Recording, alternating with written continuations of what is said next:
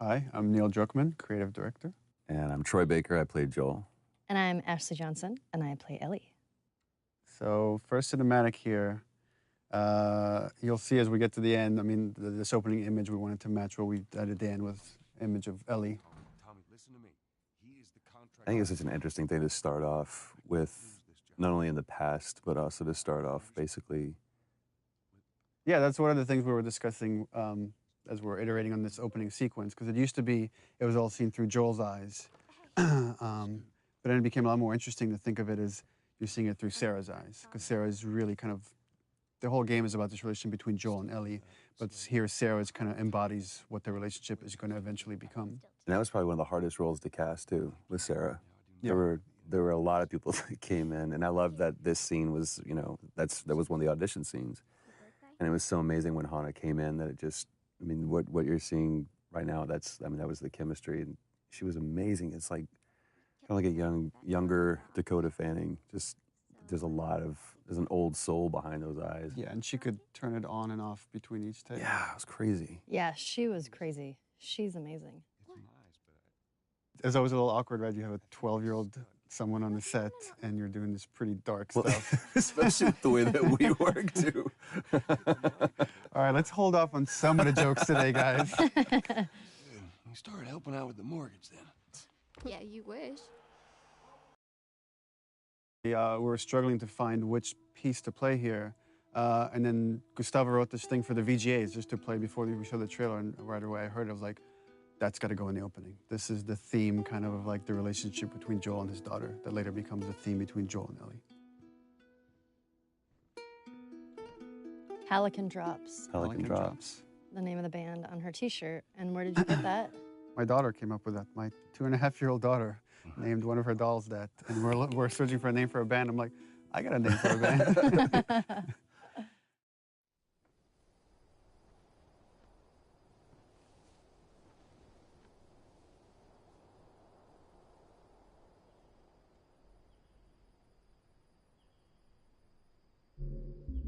So this is going to be the first time that I've ever seen this scene. This was one specifically that I really didn't want to once we did it. And when we first talked about doing this, in the very, very beginning, I knew this scene was going to come. And it was, I told you, I was like, give me a heads up when this day comes, because it's not going to be a good one. Well, the thing with this scene, it's a super difficult scene to shoot. The first time we shot it, we did like at least 15 takes or something crazy like that. And then we thought we had it in the can. And well, I thought. Well, no, we all thought. We thought we came back to work and we started putting it in. And for me, there was just something that was, I felt like we could convey the same amount of emotion with less. Yeah. And it was a hard thing to tell Troy because everybody put so much into it. And it's like, we got to do it again. Well, I remember that we got to day come back to this. when you came back and you told me that we have to do this again. Obviously, you know, you'll see why what we're talking about. But this is the defining moment for Joel. This is where he draws that line in the sand, where he has few moral lines left to cross. I'm so amazed with how well Hannah did, and yeah, I mean, it was difficult to watch just on the mocap stage. And we actually had people, after a few takes, leave the set. They were like, I can't watch this anymore, and they just took off. But from a story standpoint, it's so important to show just what the violence does and how it like rips apart this family. well, then especially a lot of times in video games, you see blatant violence, but when you personify it and you put it on a face, especially that young face, and you see the devastation that just one life lost can do, and it's just, I mean, this was such a hard day, such a hard day for both of us. I mean, it was exhausting for her, it was exhausting for me.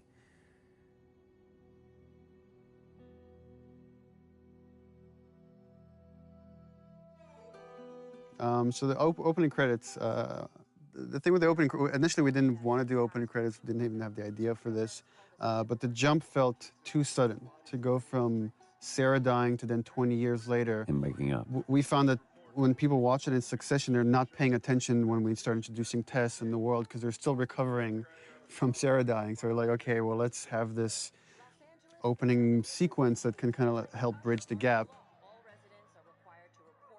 And just had the idea of just seeing this time-lapse video of fungus growing, because so much of the disease and the outbreak is based on this cordyceps fungus that spread through spores. So we contacted a group at Sony San Diego who did this whole opening sequence for us, and they actually got these fungal kits where they grew fungus like in their bathrooms and filmed this over like days to produce this thing. So everything you're seeing is actually it's real. It's not CG. It's not. It's all organic. Except for the spores at the end, which are CG. Everything is real. This whole journey is like a dreamlike state, and you constantly see people waking up.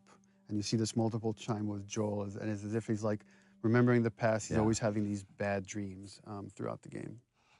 That was always something that we had to keep in mind when we did this scene, because we shot this before we shot Sarah dying scene. So it's kind of like we knew that those were going to be in one way or another kind of butted up against each other.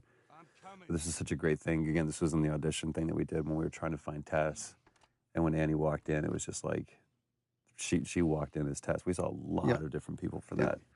And this was just such a great, because the relationship you see from going from Sarah and Joel to now Joel and Tess, it's just, I don't know, you see everything, like the house that he was in before was nicer. He looked nicer, and it's not just the years have passed, but those years that have passed haven't been This also kind. gets into something interesting for me as a writer, which is you have a certain notion of characters or how you want the structure to be, and then once it's interpreted through actors like Troy, it changes. Like I've always imagined as Joel doesn't really care for Tess. He's completely shut down, and Troy treated it differently, which is I think he really cares for Tess, and even though he might not show it, and we just kind of embrace that. And you kind of see that later when Tess gets infected. That wasn't how the scene was originally envisioned, that Joel has such a reaction, but it became a lot more interesting to own that. Well, and also how much this relationship changed over, I mean, time and different writing iterations and just conversations that we had about this. Even, within the last month or so, we've had conversations about this. It's like, what is their relationship? Because we never define it. I think anybody else would have put it on the nose, they're lovers or whatever. There was one note that you gave, it's like, for one specific take, and it said, let's just assume that there was a fight last night over what, we don't know. This is that moment afterwards. So it was like this awkward tension between the two of us. But there's no like loving embrace. There's no kiss that Joel and Tess have. It's just such an interesting relationship. And the challenge was to try to, how much can we convey just through nonverbal interaction? Right.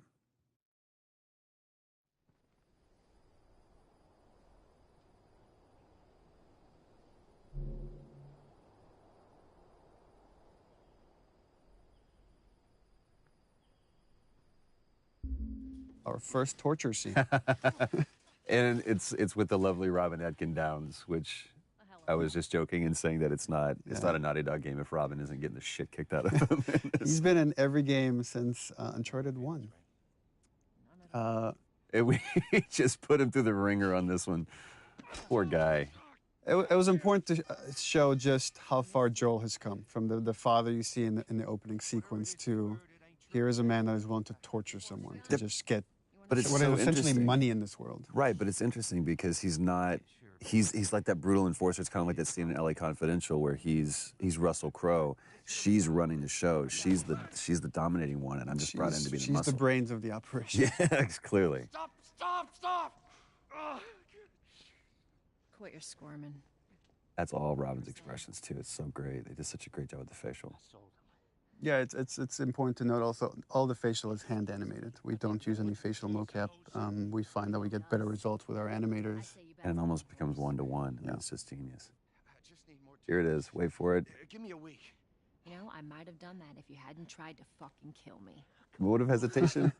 It's gonna cost you. I can't. We re-edited that. We used to show the break, and actually it was less brutal than when we didn't show it. When you didn't show it? Yeah, when it's left to your imagination, it's a lot worse. Yeah, but just you can see the way that his arm's positioned. But yeah, you're right. This is so revealing, not only about the relationship, but about, again, who Joel has become. To go from a father who just cares about keeping his nose down and keeping the job and playing by the rules, to being a guy who could just literally break some guy's arm over guns. It's just crazy. Come on. Yeah, fuck those fireflies. Just go get them. She loved doing that scene too, and he loved that. She tried not to smile every time. And I love it's just business as usual. It's back to it. It's like, all right, so now what? And we're about to meet Very talented. Merle Dandridge. Ah, Merle. Now, here's something interesting about this. Again, going back to the audition, that process. We saw a bunch of different girls, even girls that we had originally seen for tests, we brought back to see. And they're all really Marlene. good. They're fantastic. And then Merle came in and just, And there was no question. And I wasn't there for that. And Ashley can chime in on Or it. no. Ashley was part of the audition for Merle. When she came in, it was hands down. Yeah.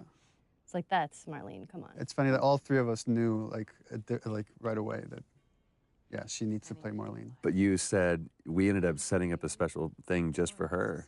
Yeah. Because you're like, you've got to see her. I want you to see her. Yeah, we had callbacks, and she was busy. She couldn't make it. And we had a special day of callbacks just to bring her in because we felt really confident that she could do it.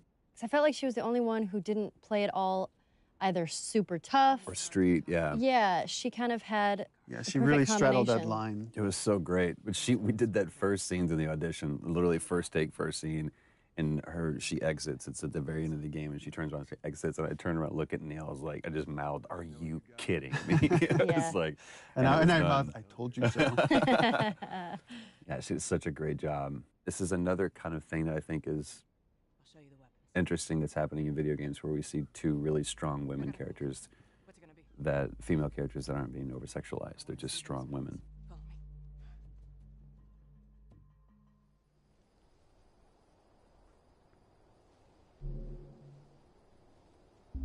Here we go. Ellie's introduction. Yep. And this stuff is all shot out of sequence.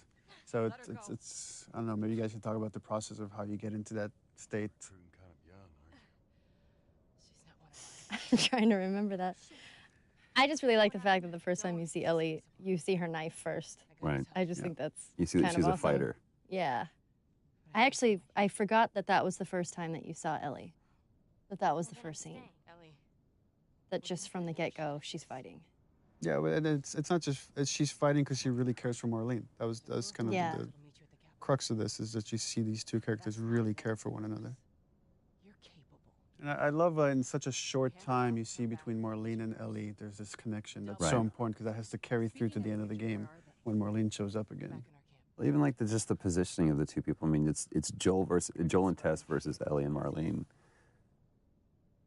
And just like, it's so interesting watching, right, Joel here doesn't even make eye contact with her. He doesn't even acknowledge her existence. Right. She's not crossing to that part of town. I want Joel to watch over her. Whoa, I don't think that's the best Ellie. idea. Our first fight. Here we go. Bullshit! I was close with his brother, Tommy. Said if I was ever in a jam, I could rely on him. Was that before or after he left? Just reminding the player, like this guy you saw in the beginning, Joel's brother, he's changed too, and he's been involved. Yeah. Just get hints of. There's a falling out between the two of them. And it's just as you go on, you're starting to fill in that 20-year gap. Just cargo, Joel. No more talking. Which is pretty true to your writing, too, because I'm like, so what happened here? It's always, what do you think? What do you think happened there? Because I have no idea. I don't have the time to write it. Don't take long. And you, stay close. For Joel, right, that's a hint. It's like, I don't want to be around this kid.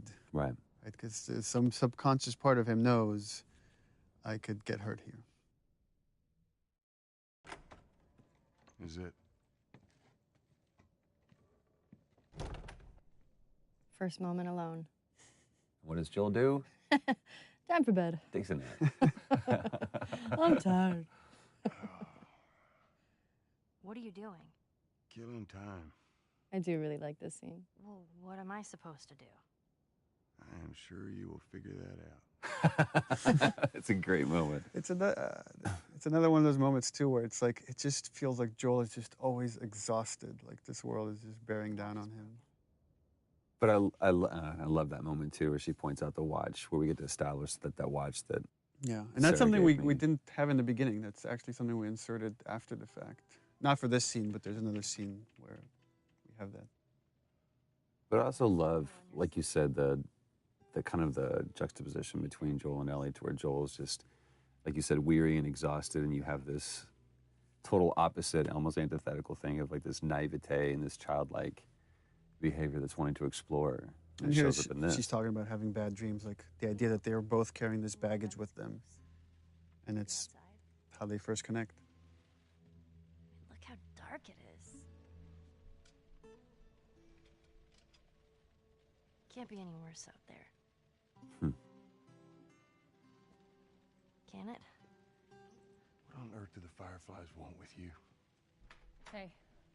Sorry it took so long. Soldiers fucking everywhere. How's Marlene?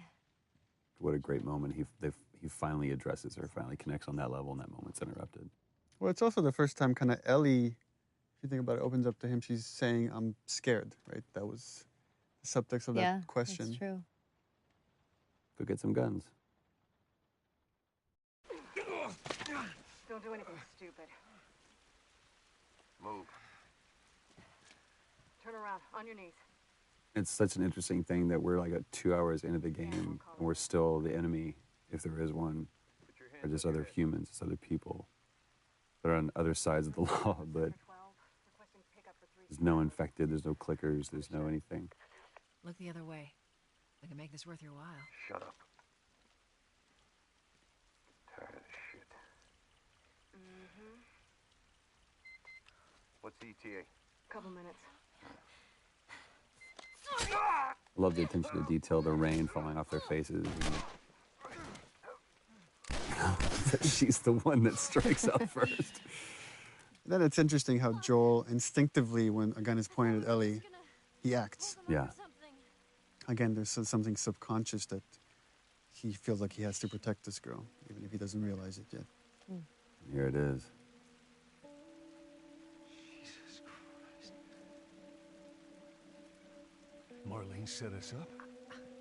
So this is starting to build up that conflict between Joel and Tess. Yeah. And this is something we struggled in the story for a long time, is like, how do we motivate this guy that shouldn't really want to do this mission? How do we get him to take on this mission to carry Ellie across the country? And it was through Tess. So if we get Tess to really buy into this thing, and then we, Tess gets infected, then she can convince Joel to take this on. At least initially, at least until we can spend long enough time with Ellie so they can connect. Yeah. And then it becomes about something else. I'll also say, Ashley, when we were doing this, the way that you conveyed fear, because that's a very scary situation that you're in, because you felt like your back was against the wall. Yeah, this is where we kind of show you the difference between Joel and Tess. Yeah, because you're starting to see Tess really kind of buy into this, and you see some hope. Well, the thing I like about your performance here is you really get the sense of the conversation she's had with Marlene and the struggles she's been going through the past 3 weeks. She said that they have their own little quarantine zone with doctors there still trying to find a cure. It's where you see just deep inside how much Tess is desperate for any kind of redemption. Whatever happened to me is that... Remember, Ashley, we were talking about the scene and the idea that Ellie's not sure she believes in this thing. She feels this whole thing is insane and ridiculous. I remember that. I believe the direction I gave you was like, imagine you're giving yourself a compliment. Yeah. If you as a person in real life found out you were the cure for mankind. I'm kind of awesome. Yeah, apparently, you wouldn't. so And I am the especially Messiah. in that 3 weeks, you wouldn't, it'd be hard to own that. All right. Now watch your step as you're going out, because it's going to be a little... Little brat. I love the dynamics of this scene where it's like, Tess has this secret, right? She's bitten, she's not telling Joel or anybody yet. Joel here for the first, again, he's connected, he can't help it. Oh, is that everything you hope It's the first time he's like saying something semi-nice to Ellie. But there's still this layer of cynicism behind it. Can't deny that view. Come on, this way. He gets taken away by that childlike wonder. And this is something we added after the fact, the watch. The watch wasn't, we didn't have the watch at the time. Yeah. And Joel was just crossing his arms, and I asked the animators to like, oh, could you just flip his wrist and have him look at the watch? Yeah. This moment is reminding him of Sarah. Yes, ma'am. I love that. It's almost a warning from Tess to Joel, like kind of like last words. It's like this determination, and you're not sure why. What's Yeah. different now, Tess?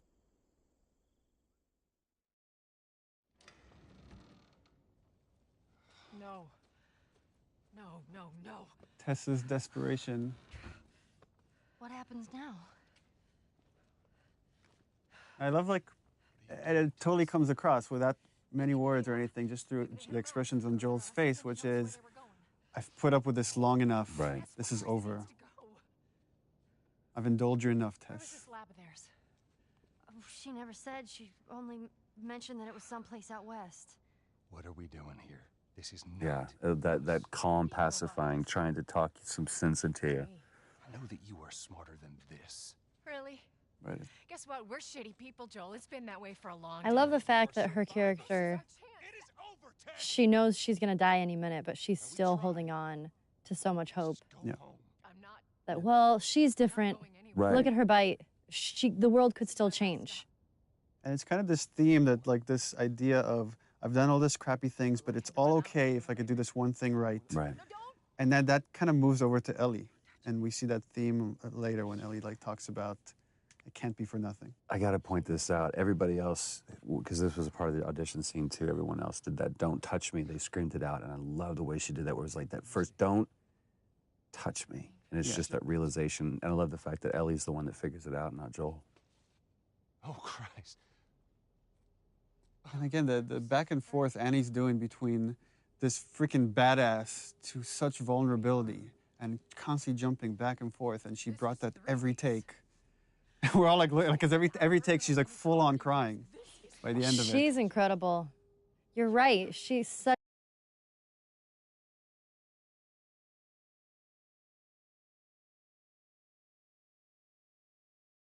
So, she was so vulnerable at the same time, which is such a. Shows Hard two thing to sides of the play. same strength too. God, I'm such an Annie fan. You have to feel some sort of obligation to me, so you get her to Tommy's. I remember you coming out of a take, and Troy's like, look at me, he's like, you don't understand. You're not right there staring into her eyes. Yeah. I can buy you some time, but you have to run. You want us to just leave you here? Yes. There's no way that... This moment where, like, Joel's like in denial. It's like, there's something I could do. Not even understanding, like, she's gone. She's already gone. There's nothing he could do right now. And also, she is just laser-eyed on Joel doing that, even though she's talking to Ellie. No, just go. Tess has to snap him out of it. It's like, you know that you have to do it. Ellie. And I believe this is the first time Joel refers to Ellie by her name. I don't think anywhere else in the game he does that. Beforehand. And again, it was important to stay. We stay with Tess, just showing. Here's her emotions finally coming through when Joel is gone. I like how I don't remember if we talked about this, but Ellie has just this, clearly a problem with authority, where somebody's telling her what to do. Yeah, for sure. I think that also, I have a problem with authority. So that came out a little bit in Ellie. Tess. I don't even know what Here's how this thing's gonna play out. You don't bring up Tess. Yeah, that's so. Joel knows what he needs to do to survive, which is just let go. Needs to let go fast of these things, or they will kill you. Don't tell anybody about your condition. They That's think you're great. crazy little I love that he refers to And lastly, you to do that as her Condition. what I say. You can barely acknowledge. Just We're he's still trying to search for the term for it. You being the whole cure for humanity thing. Good. I love that he Close says enough. good, but the subtext is clearly like, all right, good enough. Yeah. That's all I'm gonna get out of this kid. Good chance he could get us a car. Okay. Let's get a move on.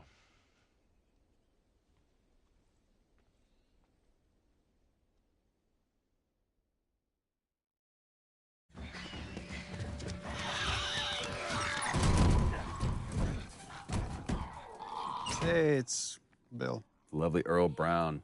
whoop whoop. I remember you were kind of geeking out when you auditioned with him. I was. We saw like a lot of people for Bill, and there was a lot of like stars that came in. I was really surprised. Like, but then when he walked in, I was like, holy crap, it's Dan Dougherty from Deadwood. He's amazing to work with. I've worked with him before a while ago, and I just love working with him.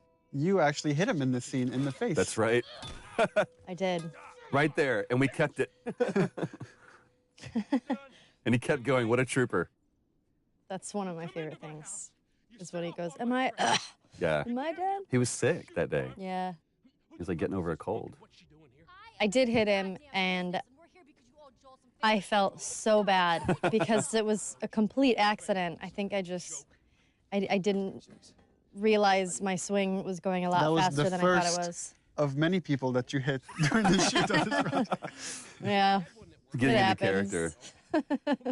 Well, I also love this business that he's doing here too. That was something that he completely made up. He's like, you know, working on the sword and. I love this. Again, I love this moment. This paternal thing. Like, just shut up, kid. I need to handle this. He's always a dad. Actually, Bill, they are. Well, it don't matter because I don't have a car that works. But there is one in this town. Parts. There are parts in this town. Meaning that you could fix one up.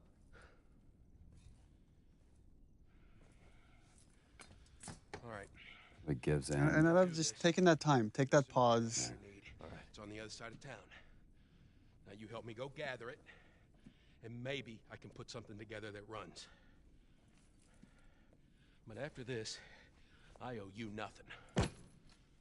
That's fine. A couple of days from now, we'll probably be dead anyway. And it's like opening handcuffs, but again, I see it as this almost tender moment between Joel and Ellie. Stay right on my ass. Can't miss it. Another great Ellie line. Smart ass. Remember the rehearsal for all these scenes? So we would shoot these things in chunks. So we'd bring like Earl in and Ashley and Troy and just shoot we're going to shoot the whole Bill sequence. And talking to Bill, and he's about to talk about a partner that he's had. We've talked, there was a question that brought up, is like, what kind of partner is this? And Earl asked, is Bill gay? And I said, well, he could be. I mean, it's really up to you. Well, no, you gave the standard response of, what do you think? Because I really want him to own it. I thought he was when I wrote the part, but I really wanted the actor to own it, and he did. I mean, he made that decision to make him a gay character. And again, it's not something we ever explicitly say, except for the magazine that Ellie steals. Right. But again, instead of making that a point in something, it's just a cute little piece of exposition. Well, and from a narrative structural standpoint, what Bill is there to show is, here's what happens when you survive on your own in this world. It's like you're alone and miserable and a little bit crazy, and it's what could happen to Joel if he keeps going down this path of just doing whatever he takes to survive. And also, Bill is there to kind of give Joel the warning, is like, you go down this world, you care for people, you will get hurt. Hey! What'd I say to you when we walked down the steps? And that's where Ellie has stolen a bunch of Bill's stuff. I love that flips him off. God damn it. You keep babysitting long enough and eventually... I love that line of fixing the stupid pile. Because I feel like that's something a kid would say when you're trying to cover, when you're right. Nothing specific. I was just stealing all your stuff. Fix the pencils over here. Oh, this is the one where we abused Troy. And I was like, you have to fly face first into the ground. And he's like, but I should roll. No, fly face first into the ground. Yeah. It was like, well, if I roll this way, then actually, they're like, it looks too ninja. We can't do it. So I literally just had to eat shit time after time again. It's like seeing stars. It was great. Please tell me you're done. Yeah, you guys are acting against nothing. There's nothing there. And something we always had to remember was bring the tension back.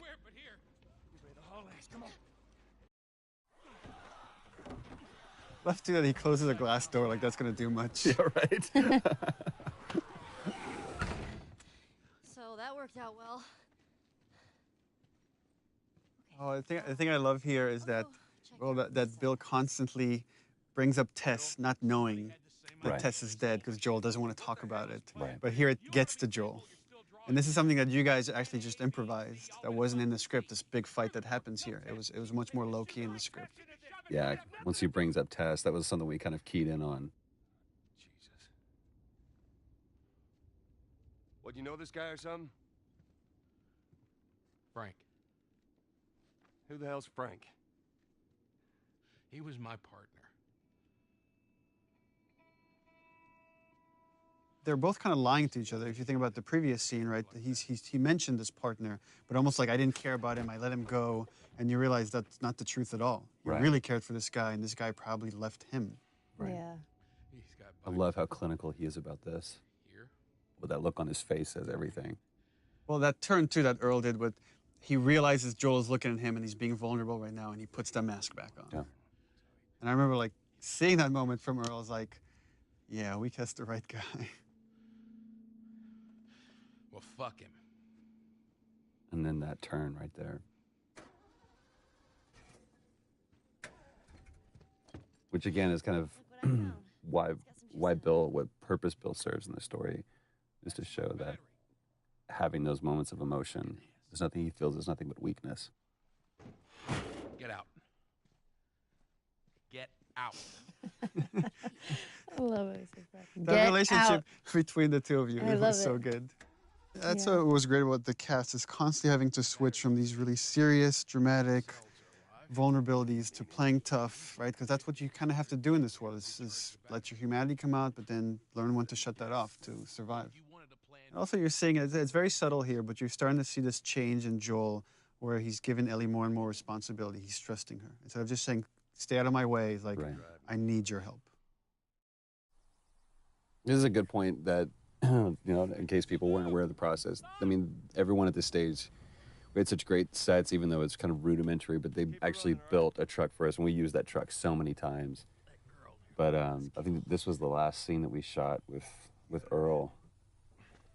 Yeah, and rehearsals, I would try to give you guys as much of concept art and videos that we had, Right. so you can imagine the space, because you have nothing there to act off of, except each other. That's right. You guys have each other. It's true. And I love this exchange between Bill and Joel too, because, you know, it's Joel trying to kind of apologize for an awkward situation and trying to show some sensitivity to him, and Bill just completely glosses over it. The thing with Joel that I kind of admire, like, he can't come up with the right words. He can never come up with the right words. I was like, it's like a half sentence. He's like, so, yeah. And Bill kind of finishes that for him, but it's Which really helps my writing. This theme comes in here because to show Joel's now alone with Ellie, but the relationship has changed. This is starting to become that theme we heard in the beginning with Sarah. Now we're getting into the first scene we ever shot, and this is your guys' edition right here. yeah. Yeah, this was the first audition scene when I came in, when I read for you guys, along with another scene that I don't know if it's in the game or it It's not in probably the game. changed a little It's bit. like the scene with the Walkman. Yeah, the scene with the Walkman. There's a scene. There was the scene kind of like it, but it's pretty different. Back at Bill's. I mean, all this stuff was just lying there. What else did you get? Well, and I especially love this because, especially at this point, we had no idea who Bill really was. That is actually before my... How many times did we come back to this scene? Like God, at least 3 times. Yeah, at least 3 times. I love what she says. I was like, hey, you know who this is? And the different versions of songs that we ran through with this too is great. I'm sure your friend will be missing this tonight. That's the guy on the cover is John Sweeney, one of our concept artists. That's awesome. Is the centerfold also his penis? We should have that unlockable. You could see what she's looking at. Yeah. Get your subscription to Bearskin Magazine today. I'm just fucking with you. And the awkwardness of that moment. But it's also such a great moment of levity between the two of them. I don't know, that's kind of a way of her complimenting him or trying to bond with him. Yeah. And it's something I was very conscious of when like writing this stuff. It was like, this is making me uncomfortable here on the page. I have to leave it as is. Yeah. That's your litmus test. Yeah. I love that. Not even tired. Cut to passed out. This is the first scene, because it was part of that reveal trailer. It's the first scene that I ever saw put together fully, and I was just absolutely blown away how good it looked. It was the first time I'd actually seen, real flesh and bone put on Joel and Ellie. And the yawn we added after the fact. I remember that. Because we were like, oh, she doesn't have a yawn. She should have a yawn when she wakes up. And then you were yawning on the set, and we're all yawning because it's contagious. I know, just watching that, I just yawned. I tried to be quiet about it. I love that this moment of silence and kind of peacefulness is broken up by this. So Joel knows this trick. He knows it because he's done this before. Right. Poor John Bentley. And I love, again, how that music is playing not as a score, but coming from the car. It's just great. I believe that was Ruben that we hit and Yeah, had that him was Ruben. fly off the truck like that.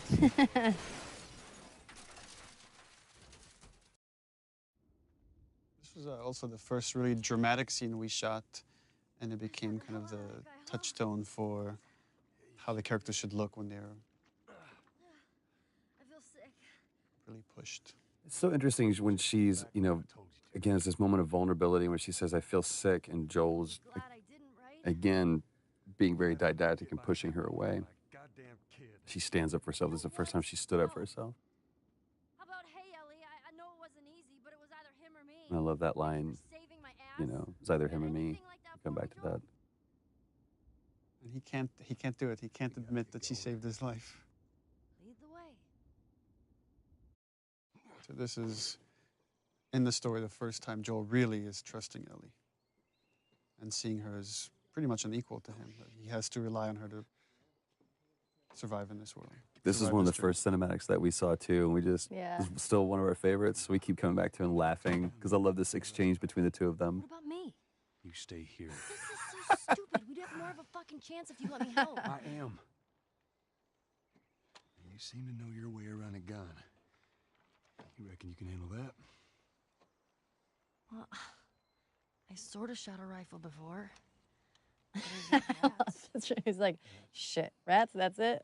Fuck. BBs. I love that line. Oh, shit, here's what we gotta work with. We usually avoid these kind of cameras that rotate around something that are trying to do too much, but it felt like this moment kind of needed it. Yeah, I love It's it. a weird parent-kid moment. Yeah. As soon as you fire, He's teaching her how to shoot to I'm gonna kill. Get another round in there quick. Listen to me. If I get into trouble, There's a really nice, every when I watched like Ellie's performance, this balance between she's trying to be a hard ass, but you could see in her eyes she's kind of terrified of the situation. Yeah. But even in this, there's almost a little bit of excitement there, too. Either whether it's about the reality of her killing isn't real, or if it's just, I have an opportunity to make Joel proud.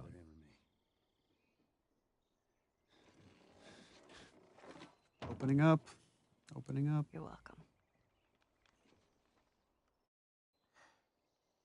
Such an interesting look on your face here, because it's almost like I did good, but then you feel horrified by it. So interesting.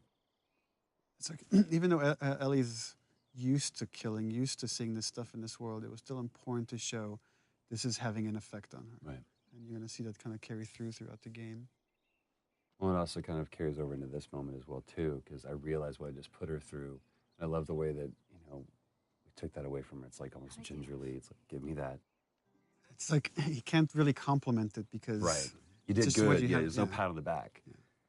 But then I turn around and I give her this, and it's like you said, there's a sadness to it. Yeah, it's sad that in this world, these are the things that you have to bond over. Like, here's your gun.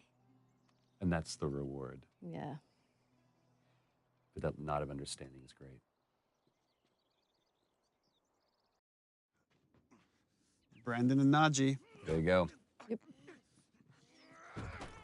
Brandon, I think, had the hardest audition of anyone. Yeah, no kidding. Because I literally almost took off his head. Not in this scene, not punching him. That fortunately was done by Ruben Langdon, who can punch way better than I can. Leave him alone. And Najee, too, when he came in red for Sam, that had that... It's all right. They're not the bad guys. Lower the... Just this kid that's kind of terrified to live in this world. Yeah. Man, you hit hard. Well, I was trying to kill you. And these two characters are really showing, they're kind of a mirror of Joel and Ellie's relationship. If you haven't noticed, they don't keep kids. And it's another warning for Joel, like this whole arc for Henry and Sam. Of what's going to happen if you stick with this girl? You're going to go through what these two characters are going to eventually end up. I do like that Sam is a character that seems genuinely scared, because a lot of the other characters can tend to be a little bit more badassy. Right. And he's young and he's scared. And I love that. To me, he also comes across very sullen. Like Yeah. there's like just a little glimmer of hope and joy, but it's almost like anytime there is a moment of that, then Henry kind of takes that away from him. It also gives Ellie an opportunity to play a mentor of sorts for him. Yeah. Be safer if we chat there. All right, take us there. Welcome to my office. One thing that I think made Brandon such a great choice for this, and the right choice for this, is this scene about how much he owned it and the pride that he had in showing off this wonderful camp that they had made for themselves, and kind of like trying to impress Joel, and Joel just come, very nonplussed about the whole thing. He's like, "Oh, good for you. You've done this." And relax. We're safe. Well, the interesting thing, the way I read it is like Joel is impressed, but he's not. He's trying not to show it. He's trying to still test this kid. But there's a lot of he sees himself in Henry. Yeah. Very, very much so. And this is, I remember we going back and forth about this because. Oh yeah, because layout changed. Because initially they were going to go through the camp at night, and then we had to change the layout, so we had to go in and re-record these lines. Well, and there's something on the reverse that it doesn't really matter, but when we shot this, the entire time that he was laying out this plan, I was just looking at him. Because I was like, I really care about your plan, kid. I care more about you. It's kind of like poker. You don't play the cards, you play the man. Again, one of those fleeting moments where kids can be kids. She doesn't seem bothered by all this. Such a powerful line. And Joel completely just dismisses it. You guys were actually doing that in the background while we were doing this scene. It was so great. It wasn't like shot separately. I know, we were just fooling around. You guys like, shut up. It just seems like there's a lot of people putting their stock on the Fireflies these days. Yeah, maybe there's a reason for that. So you don't know. I love this standoff, even though it's a sit-off almost between the two of them, where Joel's just pushing him for information just to see where this kid's grounded. Easy. That nod. Yeah, the threat being so subtle, but it's there. Yeah. And that's the other thing, again, that Brandon did with this that everybody else didn't do. They kind of really got in Joel's face, and he didn't. He didn't posture himself that much. It was just like, I'll take care of mine, you take care of yours. And also that he doesn't correct him about your daughter. Mm-hmm. Joel doesn't correct him. He's not, she's not my daughter. You and your girl, you want to join us? It goes down tonight. I guess we best rest up then. And I guess that's the most Joel's going to give him. Yeah. That's all Henry needs. Joel sleeping again. These were my favorite scenes where I just got to sleep. No,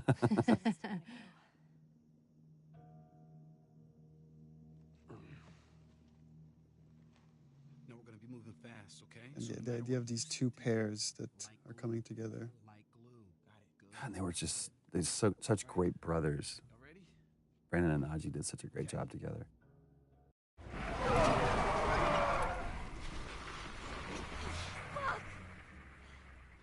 How many bullets do you have left? I just remember it was funny because jumping off of this bridge, there's just a rope, a line of tape, and then you have to like jump off of it.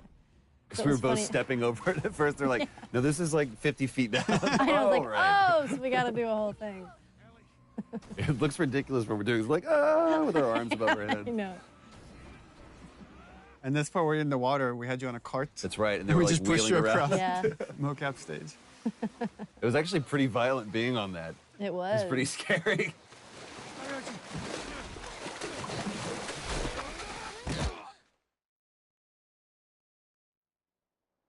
This was part of the audition scene that Brandon did that really just kind of helped us realize we had the right Henry. He's awake. Hey, you. Back to the salesman. It's like, hey, buddy, everything's okay. Everything's I know. all right. I really like that about his character, that he's kind of a salesman. You know, Sam's the one who spotted you. You guys are taking quite a bit of water. What's wrong with you? Henry! Get back, son! Hey. He's pissed, but he's not gonna do anything. You sure about that? Stop! He's confident. He knows he can calm you down, but he needs Sam to stay out of the way. Right, just in case. Yeah. Chance of making it, and you did. But coming back for you meant putting him at risk. Stay back. I think there's already the change there. Joel knows it's true. Yeah. Joel wouldn't have come back for him. I saved you. And even when we were shooting this too, I mean, that's you really get into that moment, and every time that I felt that hand on my shoulder, it's almost like that Hulk moment where you realize, oh, I felt bad for letting you see that part of me, because so far I really haven't, in these moments, let that demon out. I've done what I've had to do, but this is just cold-blooded murder I'm about to do. The thing with Henry, which Brandon really brought to it, which is making light of everything for Sam. Everything is done for Sam. Right. I think he really is intimidated. He is scared in the situation, but he's making light of it so Sam isn't as scared as he is. Because the second that Sam sees that he's scared, Sam will be scared. Silver lining kid. You're gonna be really happy you didn't kill me. This is the longest Short cinematic scene. in the game. I had to fit that in there. Quit this place from this, since we had it in the first trailer. I can't quit you. I remember when we first, the very, very beginning of this, when we like did the first table read through this and everything, and we talked about, I asked if there was going to be a moment of just a light shining through in this darkness, and you talked about this scene, and at that point it was just really kind of just real easy brushstrokes of what it was going to be, and it really came into fruition and became this Well, all the characters here have their guard down. It's kind of unique, because usually somebody's lying or somebody's hiding something. Right. And here's like, everybody has their guard down. And they're just talking about motorcycles. You two deserve a little privacy. And you were really giving too on this. We spent a lot of time on this, and there was this one scene where you just kind of let me ramble about, you know, to where we really feel like we're coming midway into a conversation. I don't remember what was said, but it was just this cool moment. But you went more into the details of like with Tommy and where you went and the States and all that stuff. I think that really helped kind of make this, the following takes much more natural. Right, without all the rest of that stuff, the preamble being there. But I love the turn that he gives right here. It's like the kids have gone to bed now, and we can just talk like adults. Worst part about it all. Animation and lighting, right? If you don't capture these looks in the eyes, this scene doesn't work. Right. The thing that I love about this is that he's set up a little office for himself, kind of like what Henry did. You know, it's this, I'm being official, trying to be a grown-up. He's still a kid, and we see it in this moment. I really enjoyed working with Brandon and Najee. Just having them on set was so much fun. They're such Najee great especially, dudes. like Najee's hilarious. We're doing this crazy scene, and we like cut, and then he's like just starting dancing or singing whatever, you know, YouTube hot song at the moment. Yeah. You know, song bombing us all day. They were so much fun. I just adore them too.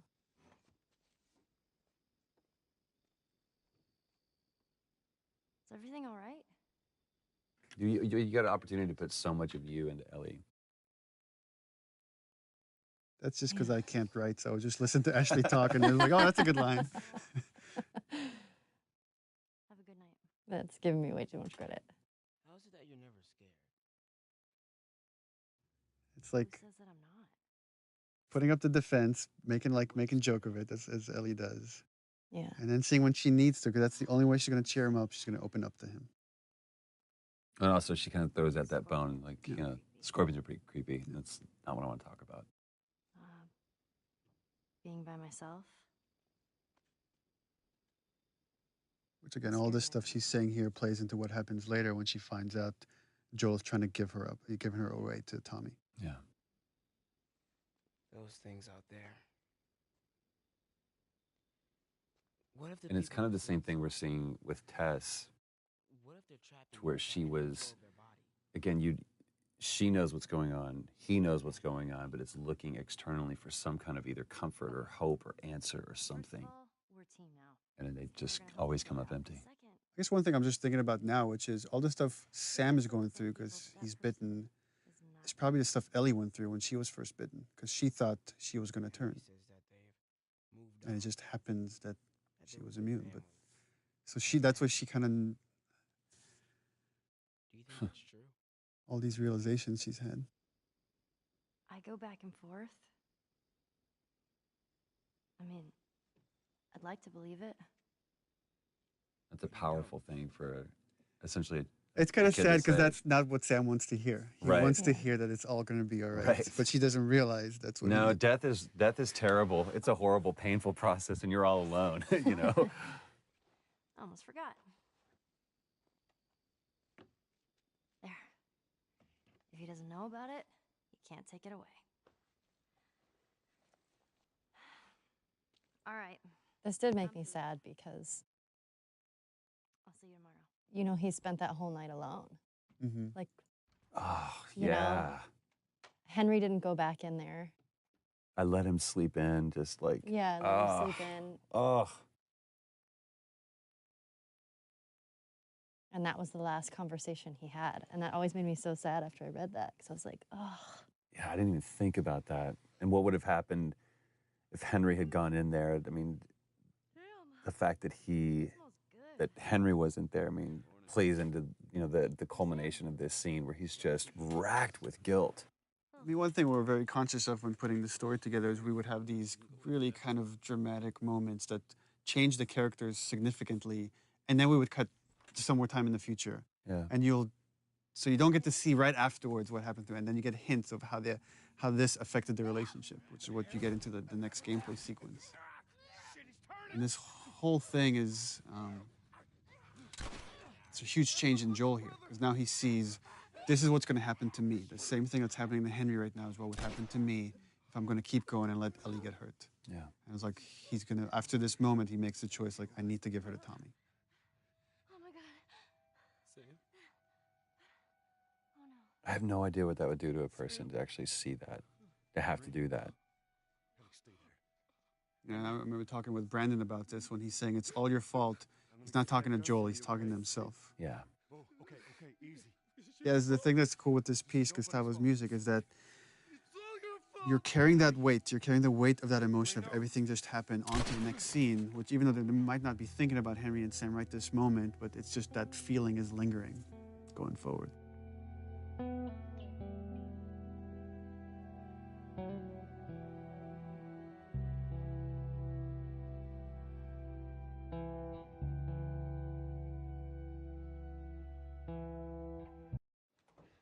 I own that shirt. I'm pretty I sure still think own we it. should sell off our mocap suits for charity. Unwashed. Jeffrey Pierce, Who as the lady says? Ashley Scott. Sorry, Ashley Hart. Oh, yes. Ashley Hart. She was married. Oh, we didn't know the place was occupied. We're just trying to make our way through. Through to where? They're all right. But you know these people? Know him. He's my The goddamn brother. chemistry was so good between The two of you them. and Jeffrey.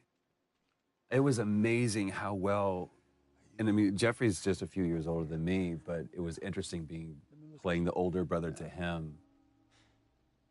And yeah, we felt like brothers immediately. It was crazy. Oh, well, Jeffrey came, I mean, we almost cast Jeffrey Yeah. as Joel. And then once, like, months later, we needed to cast Tommy. I was like, oh, Well. what's Jeffrey Pierce doing? That's where he went. For not blowing my head off. Would have been embarrassing, considering you're my brother-in-law. And Ashley Scott, she came really close to being cast as Tess. And Yeah. when we needed Maria, I was like, oh, We Ashley got a Scott. perfect person. There were no additions for these roles. I love this awkward setup of this is how he meets his sister-in-law. How he meets Yeah. Jeffrey's, you know, or Tommy's wife. Story. Why don't we bring him inside? And you just get to see here now how Ellie's starting to become more secretive. Well, also, it's and like guarded. the way they're standing and everything, it's like Ellie's kind of alone now. Like now it's like Joel is with Tommy and There's no one familiar with Ellie. It's quite the crew you got here. Yeah, they're good men. This place gives them a second the chance. theme of redemption. Gives us all a second chance.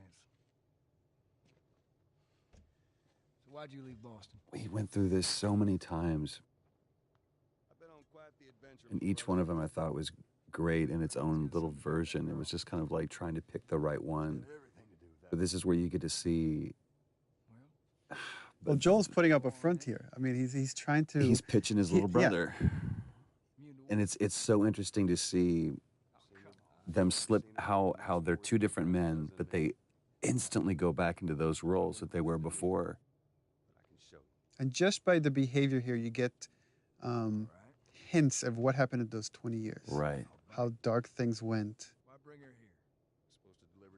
Like they're playing nice. Right, they were happy to see each other, but now it's like, it's right underneath the surface. You haven't changed. And that's so true to life. Like, especially with brothers, you go back to that. I push these buttons and you do this. This isn't for me, Tommy. This is for your damn cause. My cause is my family. And I loved, what Jeffrey was doing posture-wise, putting Joel on the offensive. And now he's just like insulting everybody here and insulting his wife. Tommy, I need this. Again, Joel just expects. I tell my little brother to do something, he needs to do it. Right. Which is totally based on my brother. This is how you gonna repay me, huh? Repay you? For all those goddamn years I took care of us. Took care? That's what you call it? I got nothing but nightmares from those years. You survived because of me. It wasn't worth it. Tommy here, Tommy and Maria show that even in this world is horrible. You could find peace in it. Right. You could build a community. You don't have to resort to these things that Joel has. That line was a great thing that Jeffrey improv'd on. Put your hands on me again. It's a good Southern phrase. You okay? Yeah, I'm fine. Joel! Oh man, they were coming in from every direction. Then Maria was like, "We gotta run." That's where you see Tommy realizes for the first time that Joel really cares for this girl. This isn't just a job. And that's where he has that change, and he's like, "Oh crap! I need to talk to you." This is why he's asking me to do this. Absolutely not. You tell him to go find somebody else. And again, it's just such a real moment between a married couple. It's like what's that all about? honor and doing something for selfishness and everything else that doesn't play in this world anymore. Those are archaic ideals. Tell you where the lab is? I don't want you to go out there because you're going to get killed, and we don't owe him anything. Because I'm sure all she knows is the 20-year-old Joel, 20-year-old version of Joel. Why would you risk your life for that guy? You hate him, essentially. One fuck up and then I turn into one of those widows, okay? And for Ellie, it's important to show that she could just read Joel. She has this bullshit detector that, just by the way he's answering her questions, she understands exactly what he asked Tommy to do. Maria. Here we go. Love this moment. Here we go. If anything at all happens to him, it's on you. The posture and everything. He knows he's in the wrong. He knows he can't ask Tommy to do this. Yeah. She's thankful, Yeah, I know. I'll take that girl of yours to the Fireflies. You don't have to worry about it. He really cares for you. It's best this way. There's so much more behind it, though, than just care. It's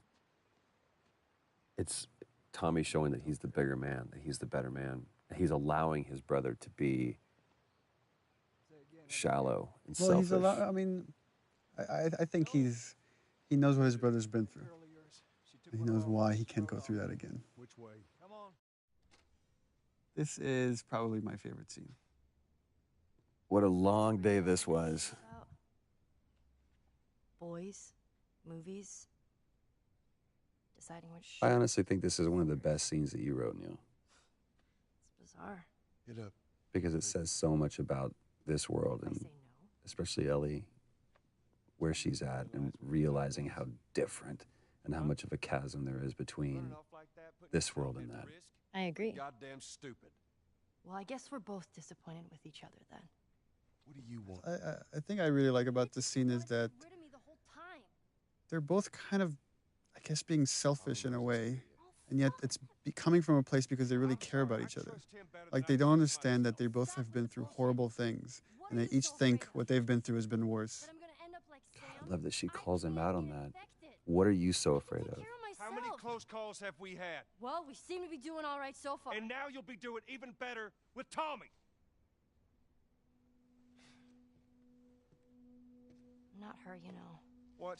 And it's like the stakes are high, and it's like, okay, well, then I'm going to drop this bomb. I'm not her.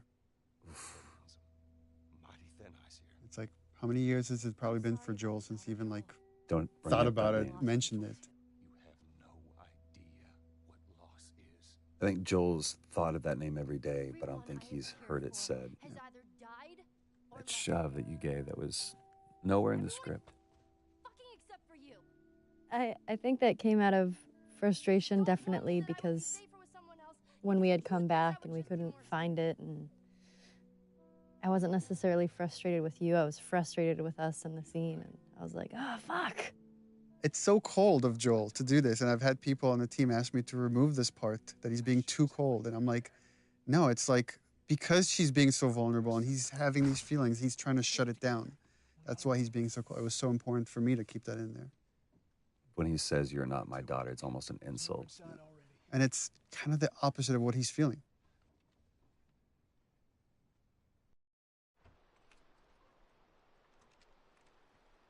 This scene was such a great opportunity to show even just like all these mini arcs with characters. You know, we don't have a lot of time, and we're not gonna, we can only tell Joel and Ellie's story. We can't go into such detail with Bill and Tommy and Tess and Marlene. But you get this great resolution between these brothers because you get the full arc of it in just a short amount of time. It's like the way I approached it is the seed has been planted. Like when she says, I'll just be more scared, that Joel just needs time. And in time, he will change his mind because he doesn't want any, deep down, he doesn't want anything that will hurt Ellie or.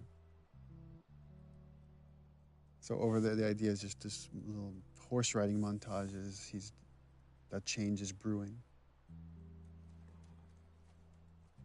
And Gustavo's music doesn't hurt.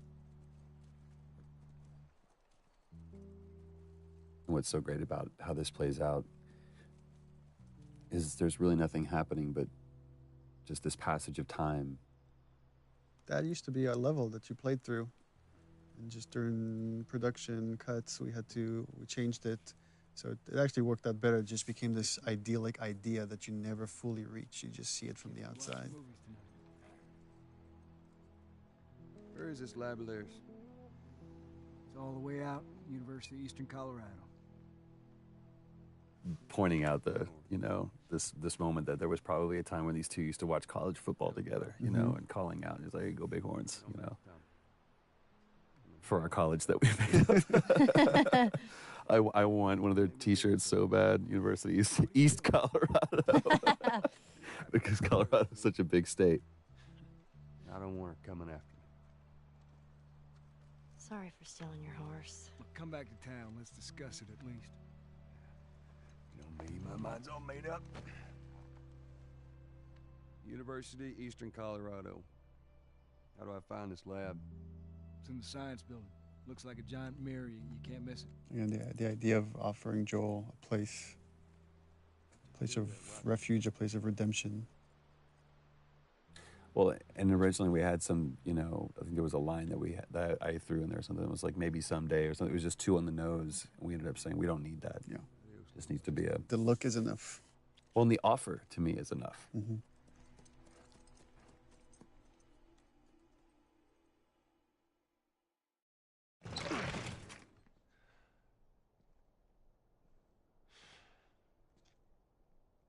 We're about to hear Steve Bloom. Lovely Steve. Silk-throated Steve Bloom. You're looking for the fireflies. They've all left. Yeah, no shit. I'm dead. Or I will be soon. Got me What a macabre scene, though. I love that Ellie's just kind of thumbing through things. She's pretty frustrated with not having found the fireflies, not knowing where to go. Man, I love Steve Bloom's voice. He makes me want to clear my throat. Trying to save the world. It's mean. Good luck with that. Do you know where that is? I know the city. Is it far? Again, this is where we really start kind of getting the sense of how Joel and Ellie are just chasing their tail. There's, you know, chasing a phantom. Get down.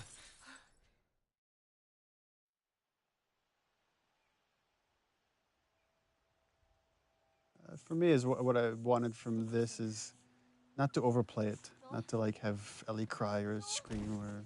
Shit. Joel, here. There's probably a lot of panic that happened between this moment and the next. Well, and what You're a great line too. You got to tell me what to do. When almost the entire game she said, "Don't tell me what to do."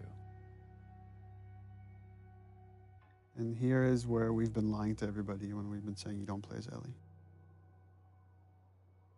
That's right. Yeah. Asked point blank, do you play as Ellie? No.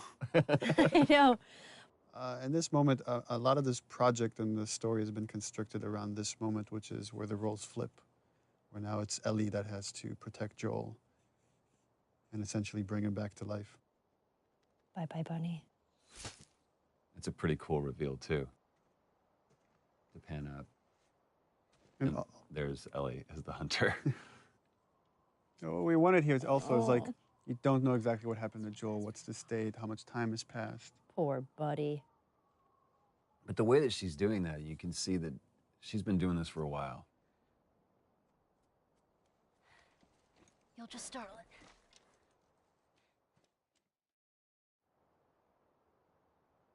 Remember how tired your arms got holding that bow stretched? That bow, it was so heavy. And I remember that I was shaking and I was like, hey guys, this is really heavy. There's David. Nolan North. Nolan North, ladies and gentlemen. Ruben Langdon is James. Ruben Langdon, ladies and gentlemen. Sorry. Here's my friend James. Remember, like, I showed Nolan a part of the game early on, and he's like, oh, you gotta get me a part somewhere in there. I'm like, okay, I got something for you. I got a role for you. But I will say this, because I mean, I was on set just for a brief part of this, but that's when I mean, I've always been a fan of Nolan's work, but that's when I was truly awed by him at how he crafted this character. He took what you had and just really brought it to life. Yeah. I told him the most important part is don't play a bad guy. Yeah. This guy's charismatic. We have to believe that people will follow this guy. And that Ellie could trust him. Yeah. Buddy boy can go get it. He comes back with what I need. The deer is all yours. Anyone else shows up. You put one right between my eyes. That's right. It just shows what versatility Nolan really has. Yeah, that voice, I mean, it's so comforting. It is very comforting, but it's interesting now that I'm hearing it, knowing what we went through. I get, it's a little unsettling now, hearing it. 'Cause I'm like, ugh. Back up. It's a weird gameplay thing, but we went through a version where like, okay, she can only carry one long gun at a time, so we have to put the bow on the ground. They're like, no, it's going to be 2 guns. Okay, well, let's put the bow back on her backpack. No, it's she can carry. And we removed the scope. They used to have a scope on it. We're like, oh, we don't want Ellie to have the scope. Bring him with us. I remember being so relieved in this scene when we switched the gun out and I got to put the bow down. I was like, ah. I love how David complies too. How he just kind of like submits to a little girl. Well, the thing is like, he knows the stories. He knows what happened in the university, and he's trying to figure this kid out. This whole sequence, he's sizing her up. How early or how late on in the script did you write David? I mean, it was written not that long before we shot it. Because remember you it started out from a pretty small, it was referred as the Cannibal King. We just knew that Ellie was going to run into the worst of mankind and she would persevere and come out on the other side. But then once like Nolan came in and started like putting David together, it was like it became a lot more interesting to make him this really charismatic guy that is just infatuated with Ellie.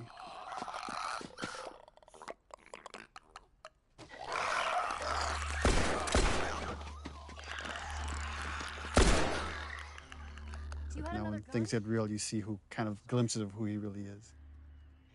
Because there is that moment in that other scene where he makes it seem like, okay, you're in control, but she never was. Yeah. You've had some practice. Well, you handled yourself pretty nice back there. What's cool about David and the conversation I had with Nolan about him is that he's trying to win Ellie over by being honest with her. And here's the part where he's like, I feel like she's ready. I'm going to kind of reveal myself. No such thing And I think like I could still get her to come around. Now, you see, I believe that everything happens for a reason. Sure. The other interesting thing, thematically, that's everything happens for a reason is the same thing that Marlene really believes. That everything happens, like it's something she repeats to Joel at the end. But you're kind of seeing how all these characters are just, how much they're willing to go for what they believe in. When you talked about like being surprised by your own writing, was that a moment like that, or was that something that you had intentionally done to where those characters were going to? No, I think it's just something you think about, and there's a theme that just kind of sticks around in the project, and then characters end up talking about that stuff because you're thinking about it all the time. Traveling with a little girl. You see, everything happens for a reason. Again, another one of those moments where you think Ellie's got control. Don't get upset. It's not your fault. Yeah, and then James there. I'm just a kid. I love that. James with a gun. No way, David. I'm not gonna let her go. It was such a small role, but I really like what Ruben added there. And that the dynamics between James and David, how there's conflict between these two characters, but there's still respect, and he's still listening to David, even though he's questioning his leadership right there. No, that's not your concern. Part of me, the way I read that was every time James looked at David, it was like, who the fuck are you right now? What are you doing? Yeah. Like, he was putting on a show and he saw it. Oh, thanks. To me, it's interesting how David almost treats Ellie like quarry. Like, you know, you're a sport. Yeah. Again, Ellie having this kind of bullshit detector, you see her scared here because I think she realizes there's something really wrong with these guys. I don't know what. I just need to get away.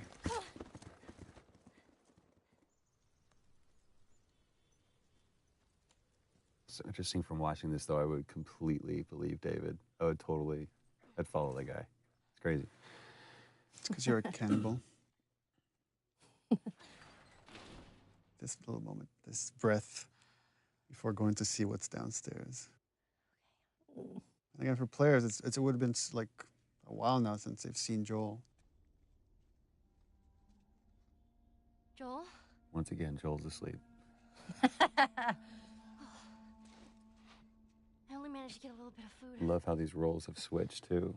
Where now it's, you know, the protected taking care of the protector.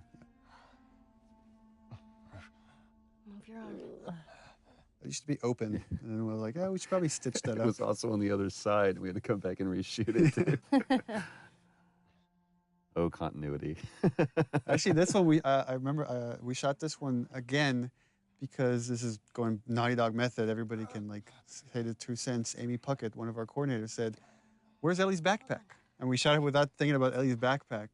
And it was like, oh, we should bring it back in and use it as a pillow. It's like such a cool little touch. You're gonna make it. Yeah, those shivering things was pretty cool. Yeah. The towel thing, right? Let's see, you did that. Well, yeah. I mean, he obviously he animated it, but a great moment of them falling asleep next to each other too. Again, her watching over him.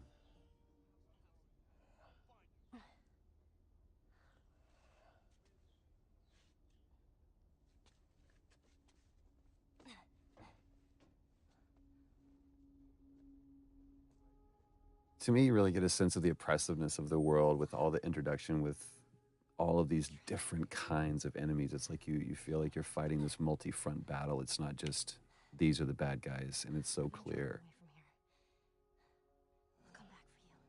yeah, and just how much Ellie's now willing to put herself on the line to just get them away from Joel.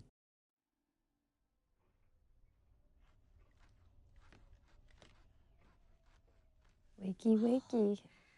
It's interesting how much audio has made all of this way creepier. We were watching it without audio. It's like the Foley of what he's cutting up and back and stuff. Yeah. Ugh. Time to eat. And that's the first time you actually see what it is that you've heard them refer to it. No, actually, this is the first time you just see it, and it's again, I really wanted to downplay the whole cannibalism thing. It's just something they have to do. Super. He comes to bring her a tray of food. This was so cool to watch when you guys were doing this scene. It's just like this battle of the wills where he's just trying to like get in her head, and she will not let him. She won't give in. Yeah, this was one of my favorite scenes to shoot because Some human helping on the side? there's just so much there. I mean, the cannibalism and then him being all like rapey and molesty. Like, I don't know. I'm a fan of the dark stuff, which you know. So when I read it, I was like, yes. Which makes me sound like an awful person, which I am. So I don't know what that says about me that I wrote this. I know. I remember that night that I went home, I was just in a funky mood. We have to take care of our own, by any means necessary. It was like it was a cooler thing to read about it than actually having to go in there. It was really hard to do. Yeah. You're gonna chop me up into tiny pieces. See, again, I see David being this very gracious person. I mean, everything he's saying is kind of true. It's like, you kill to survive, we kill to survive. It's just what you do in this world. But again, Ellie just is feeling there's something else here. I still don't look at David as a bad guy at this point. Oh, that's what too is like you were talking to me before we got this whole David thing, and it's like, you want to work with Nolan North? I want to do a scene with Nolan North. I want to do this. And I was like, and I'm like, oh, we cast Nolan North. Like, great. I'm like, but you don't act with him at all. Tease. Yeah, I feel super lucky I got to work with him because He's the king. He's so fun to work with. I mean, he really owned it. He threw himself into it, like darkness and all. And again, talking to him about it, he's like, I don't see him as dark. This is just what he wants. That's it. I think David believes his own line of bullshit. Or whether it's bullshit or not, I think David believes that he actually is doing the right thing. I mean, that's the other thing we discussed with Nolan is like there's a religious part to David, even though I never wanted that to come out in the script. But he really kind of believes that he's been sent here and he has this destiny that nothing can really harm him. What am I supposed to tell the others now? And you really took that on the chin that day, too. Man, this whole sequence with David, I was so beat up and bruised. Actually, I remember you came back the following day with bruises. I was like, guys, look at me.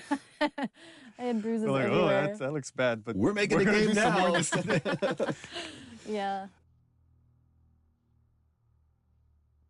I love that you made it the little girl that broke your fucking finger. Yeah.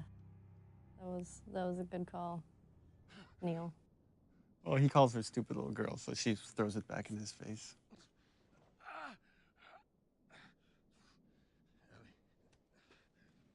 I also like that she gives him her name under her conditions, which is, I'm going to give it to you, but I'm going to insult you. Right. I also like the fact that Ellie is still so strong that even though she's in that cage, she's still kind of in control. Yeah. But it's a much stronger, that's a different strength than you'd shown anywhere else in the game before. It's like that winter was a really, really hard winter for you. Here's another funny scene. Wow. Well, and you're wrong. I did get to actually act with Nolan in this. Nolan was a trooper and let me torture him.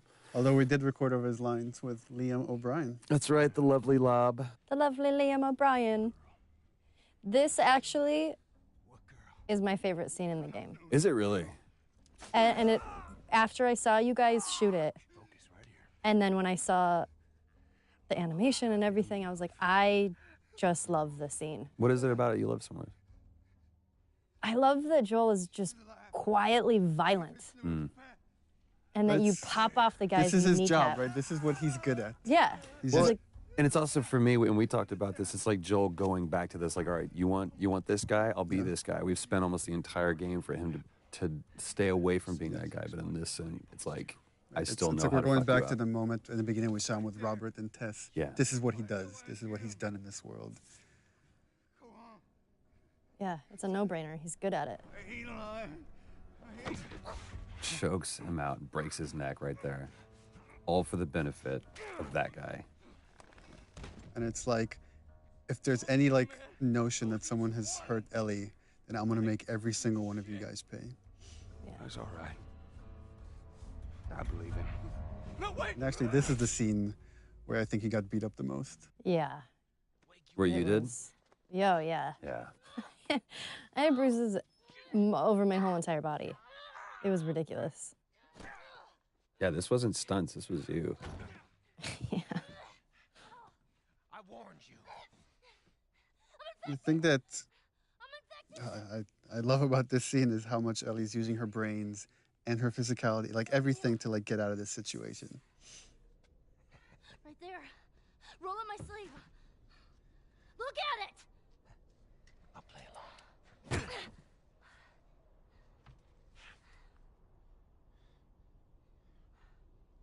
What'd you say? Ruben helped so much during this part because choreographing sort of all of the little movements were so particular. And I think everybody sort of knew at this point that I kept hurting people.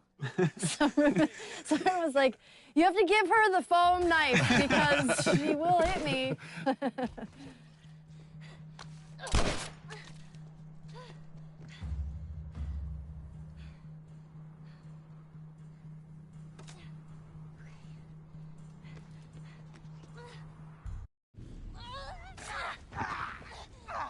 You were beating the shit out of that foam pad. I don't know what you were channeling. I have a lot of anger. Stop! Stop! Fucking touch me! Okay, it's me. It's me. We did very few takes of this. This was like maybe 3 takes. Yeah. He tried to... I just felt like so intense with each one. It was like, yeah, we got it. That's enough. It's the first time that, you know, Ellie and Joel like embraces that physical contact. Yeah. And it's such a great choice, I think, for you to. The dialogue wasn't important. Yeah, it was just a gesture. So it was like, just let the music take over, and it's the same theme from when, you know, his daughter dies.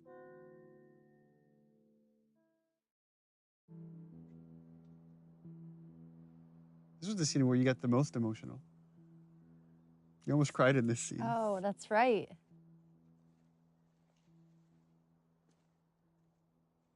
We don't have to do this. You know that, right? First time Joel questions the whole idea of this mission. But in a different way, though. Before it was, why am I wasting my time doing this? And now I'm saying, maybe that's not what we need. Maybe that's not the answer. Maybe it's not worth it. Well, yeah, it's not worth it. But I love that this comes off of what you said was one of your favorite moments, which was the giraffe sequence. That fleeting moment where Ellie gets to be a kid one last time after the whole David sequence. And how you even played that visually with, you just kind of catch the very last end of the giraffes moving there. So here we go.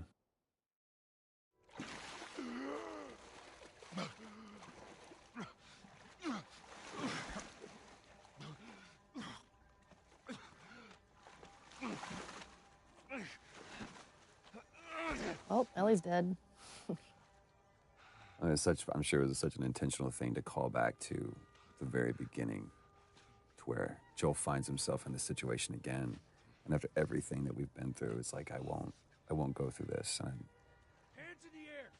just again that irrational, maddening, desperate calling for help. I need. From this point forward, it's like the beginning backwards. Where if this is the point Sarah dies, like now you're about to do the Carrie sequence. Yeah. Then you're like play as Ellie walking, like viewing Joel from the outside, and then you end on the shot with Ellie. So it's like the beginning reversed. Sorry about that. They didn't know who Let you me were. see Marlene again. And Ellie? She's all right. They brought her back.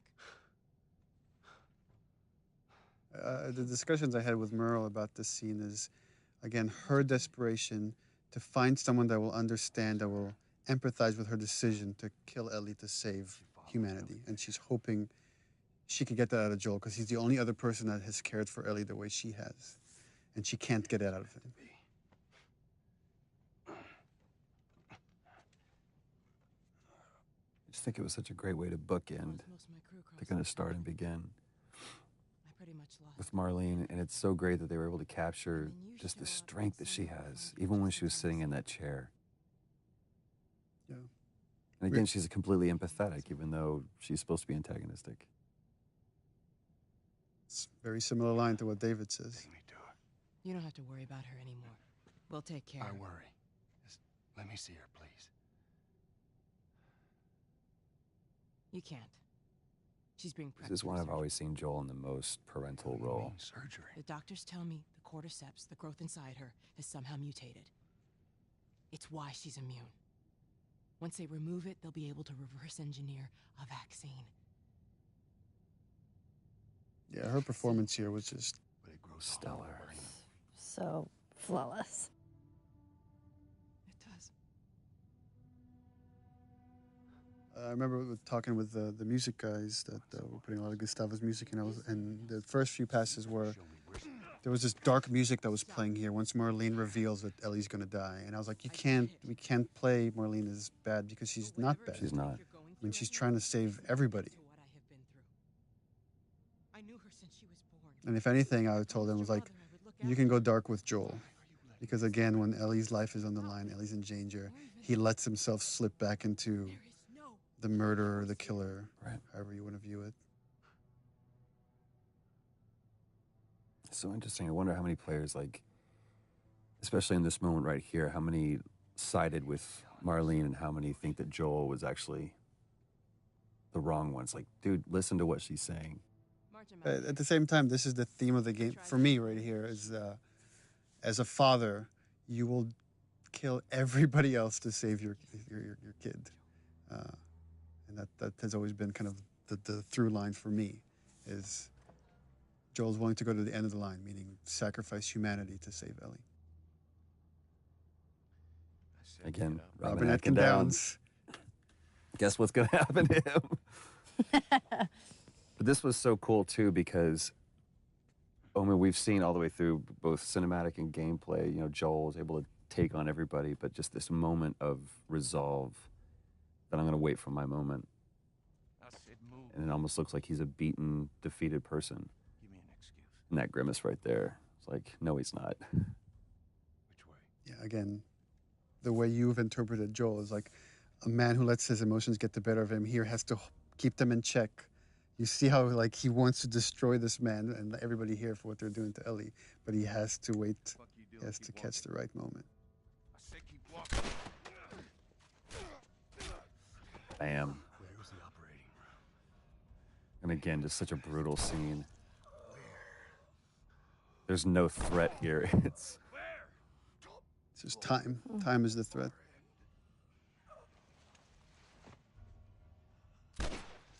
Now I'll let you die.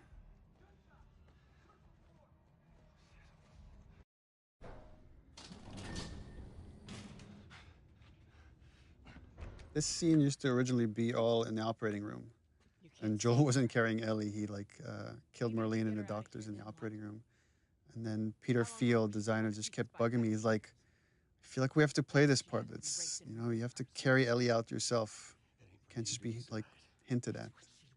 And we ended up switching the whole structure of this thing. He was right. It was like, it worked way better. That was another one of those moments where we're like, we're done. We've got it. No, we don't. as a cinematic, it was.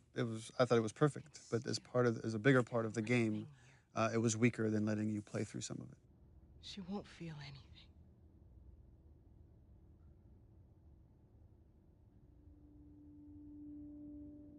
Again, the only hesitation Joel has is that this is what Ellie wants.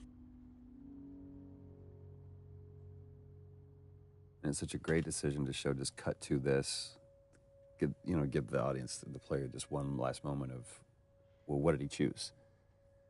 Just to sit in that decision. It was also important to show the lie against the reality because the lie has so much weight here at the end.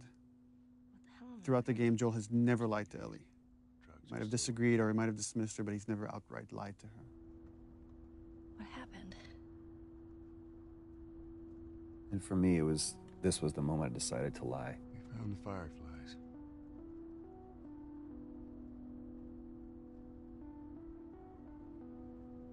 Turns out there's a whole lot more like you, Ellie. People that To me, it hurt to say these things.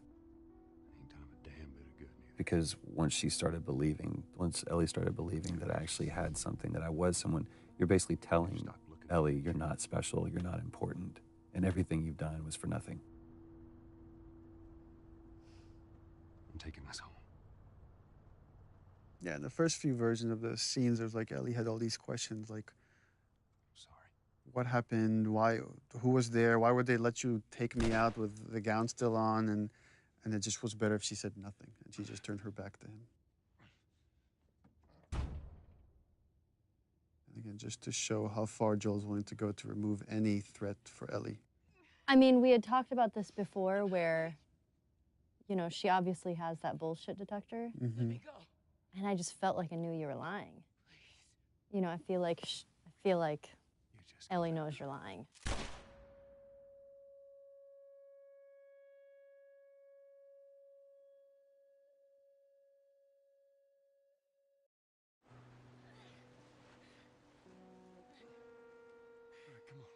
There we go, the end. So, original ending for this, way back when we put the outline for the story together, is that Ellie believed the lie, and they went off to Tommy's, and it was kind of like this wide tracking shot as you see them kind of getting smaller and smaller, walking off to Tommy's. But as we went through the story, and the characters got more and more developed, it's like it didn't feel honest. It didn't feel like Ellie would buy into all of it. And she got bit too. We didn't know what to do. I remember we went over and over and over this scene. And little things changed. But every time I sat and watched you tell this story, I was just raptured by it. It was so easy to listen to you tell this story. I'm still waiting for my turn. Ellie. Her name was Riley, and she was the first to die. And then it was Tess. And then Sam. None of that is on you. You don't understand. I struggled for a long time with surviving. And no matter what, you keep finding something to fight for. Now, I know that's not what you want to hear right now. Swear to Interesting hearing arguments around the office about how people interpret that last line, that last okay from Ellie. Whether it's, okay, I believe you, or okay, I could put this behind us, or okay, I don't trust you anymore and it's over.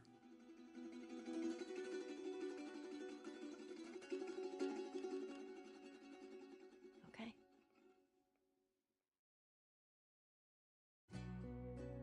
That's it. I hope you guys enjoyed this. We certainly, this is some of our first